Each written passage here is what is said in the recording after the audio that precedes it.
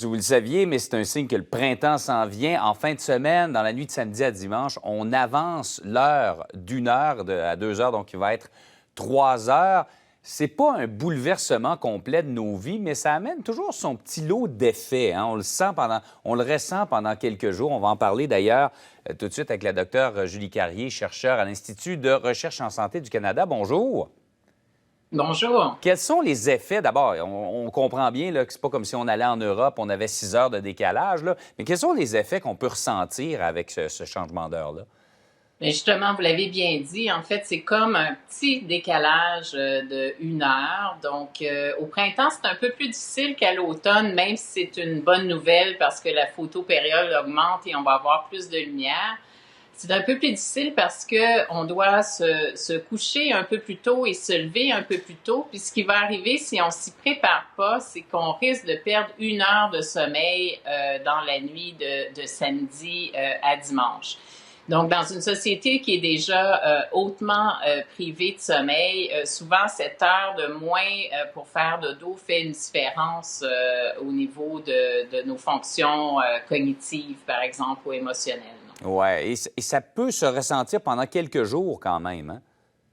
Oui, puis, mais ce que je recommande à tout le monde, c'est de commencer tout de suite à se préparer. Donc, pour un décalage horaire comme pour le changement d'heure, il y a 2 clés. C'est d'y aller graduellement. Notre horloge biologique est capable de changer son heure, mais je commencerai tout de suite en fin de semaine, surtout pas à exagérer. Donc, on va essayer de se coucher même un peu plus tôt, peut-être 15 minutes plus tôt ce soir, demain, etc.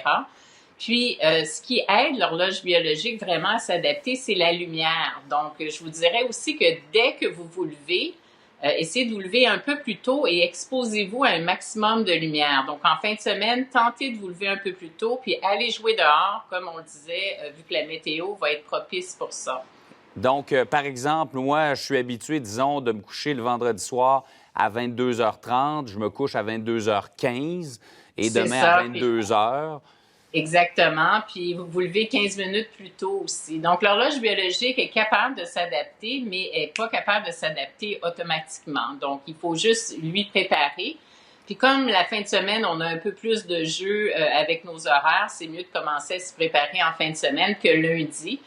Parce que souvent, ce qui arrive, c'est que les gens s'y préparent pas. Lundi, ils perdent 1 heure aussi de sommeil, essayent de se lever, parce que quand il va être 8 heures lundi, dans le C'est fond, ça. pour votre horloge biologique, il va juste être 7 heures. Donc, vous allez peut-être être en retard, être plus fatigué, etc. Ce qui peut expliquer, par exemple, qu'on note plus d'accidents de la route même le lundi suivant le changement d'heure. Ah oui, il y a des chiffres là-dessus. Ça a vraiment un effet là-dessus? Oui, sur des longues populations, c'est pour ça qu'on aimerait mieux probablement qu'il n'y ait plus de changement d'heure 2 fois par année, parce que même si c'est pas immensément important pour l'individu, c'est-à-dire qu'il faut s'y préparer puis on s'y adapte en quelques jours, on note quand même au niveau des grandes populations certaines tendances, comme par exemple certaines études ont montré plus d'accidents de la route qui peuvent être dus à plusieurs types de facteurs, pas juste la physiologie, mais le fait qu'on manque de sommeil, qu'on puisse être en retard parce qu'on n'est pas habitué de se lever à cette nouvelle heure-là, peuvent être des facteurs qui influencent ça. Alors, c'était pas un grand bouleversement, mais si on veut mieux le vivre la semaine prochaine, on est peut-être mieux de s'y préparer. Merci pour nous avoir donné ces quelques petits trucs là, pour vivre ça en douceur. Merci d'avoir été avec nous. Merci. Au revoir. Merci. Bye.